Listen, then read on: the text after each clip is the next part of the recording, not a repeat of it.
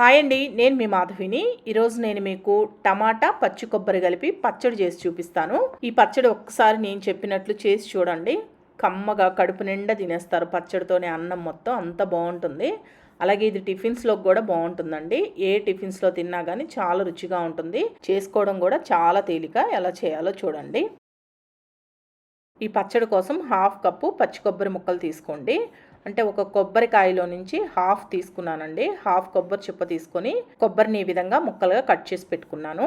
అలాగే పచ్చిమిరపకాయలు మీరు ఎంత కారం తినగలరో చూసుకొని వేసుకోవాలండి. నేను ఇక్కడ ఒక 10 పైనే వేశాను పచ్చిమిరపకాయలు. మీరు కారానికి తగ్గట్టు వేసుకోండి. అలాగే పచ్చిమిరపకాయలని ఇలా తుంచి వేసుకుంటే ఆయిల్లో మనకి పేలకుండా ఉంటాయి. పచ్చిమిరపకాయలన్నింటినీ ఇలా తుంచుకొని పక్కన పెట్టుకోండి. అలాగే 3 టమాటాలు తీసుకొని నేను ఇక్కడ చూపించినట్లు ముక్కలుగా కట్ చేసి పెట్టుకోండి. 1/2 కొబ్బరి చిప్పకి 3 టమాటాలు సరిపోతాయి.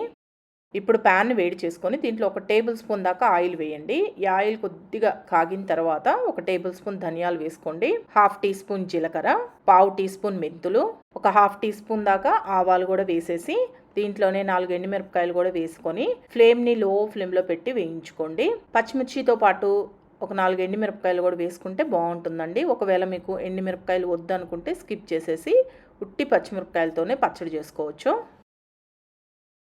ఇప్పుడు వీటిలన్నింటినీ ఇలా బాగా వేయించేసుకోవాలి. ఇలా వేయించుకున్న తర్వాత ఇప్పుడు దీంట్లో పచ్చిమిరపకాయ ముక్కలు వేసుకోండి. దీంట్లోనే పచ్చి కొబ్బరి ముక్కలను కూడా వేసేసి ఫ్లేమ్ని లో ఫ్లేమ్లోనే ఉంచి అన్నీ కలిపి బాగా వేయించుకోండి.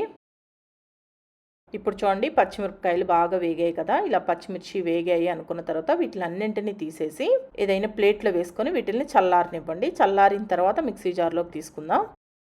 ఇప్పుడు మళ్ళీ ఇదే ప్యాన్ని స్టవ్ పైన పెట్టుకొని దీంట్లో ఇంకొద్దిగా ఆయిల్ వేసుకోండి. ఇంకొక 2 టీ స్పూన్ల దాకా ఆయిల్ వేసుకొని మనం ముందుగా కట్ చేసి పెట్టుకున్న ఈ టమాటా ముక్కల్ని ఈ ఆయిల్లో వేసుకోండి. దీంట్లోనే కొద్దిగా చింతపండుని వేయండి. జస్ట్ లైట్గా వేసుకుంటే సరిపోతుంది. చింతపండు మళ్ళీ ఎక్కువైతే పులుపు అవుతుందండి. ఆల్రెడీ టమాటా కూడా వేసాం కాబట్టి. దీంట్లోనే 1 టీ స్పూన్ ఉప్పు, 1/2 టీ స్పూన్ పసుపు వేసుకొని ఒకసారి మొత్తం బాగా కలిసేటట్టు కలుపుకోండి. ఇలా టమాటా ముక్కల్లో ఉప్పు వేసి కలపడం వల్ల టమాటా ముక్కలు అనేవి తొందరగా మెత్తబడి వేగుతాయి. ఇలా మొత్తం కలిపేసిన తర్వాత ఈ ప్యాన్కి మూత పెట్టేసి ఫ్లేమ్ని లో ఫ్లేమ్లో పెట్టుకొని టమాటా ముక్కలు అనేవి బాగా మెత్తగా మగ్గిపోయేంత వరకు మగ్గనివ్వండి. ఇప్పుడు చూడండి, లో ఫ్లేమ్లోనే మగ్గించేస్తే టమాటా ముక్కలు బాగా మెత్తగా మగ్గిపోయాయి కదా. ఇలా మగ్గితే సరిపోతుందండి. ఇలా మగ్గిన తర్వాత స్టవ్ ఆఫ్ చేసేసి వీటిల్ని చల్లారనివ్వండి. ఇప్పుడు మనం ముందుగా వేయించి పెట్టుకున్న ఎండు కొబ్బరి ముక్కలు, పచ్చిమిర్చి ఇవన్నీ బాగా చల్లారాయి. చల్లారిన తర్వాత వీటిలన్నింటినీ మిక్సీ జార్లోకి తీసుకోండి. మీరు కావాలంటే రోట్లో అయినా దంచుకోవచ్చండి. నేను మిక్సీ జార్లో వేసి చూపించేస్తున్నాను. ఇప్పుడు దీంట్లోనే మీరు రుచికి సరిపడా సాల్ట్ కూడా వేసుకొని మరీ మెత్తగా కాకుండా ఈ విధంగా ఒకసారి గ్రైండ్ చేసుకోండి. ఇలా కచ్చపచ్చగా ఉండాలండి. మరి మెత్తటి పేస్ట్ లాగా చేయమాకండి. ఇలా ఒకసారి గ్రైండ్ చేసుకున్న తర్వాత మనం ముందుగా ఉడికించి పక్కన పెట్టుకున్న ఈ టమాటా పేస్ట్ను కూడా వేసేసి మరొకసారి గ్రైండ్ చేయండి.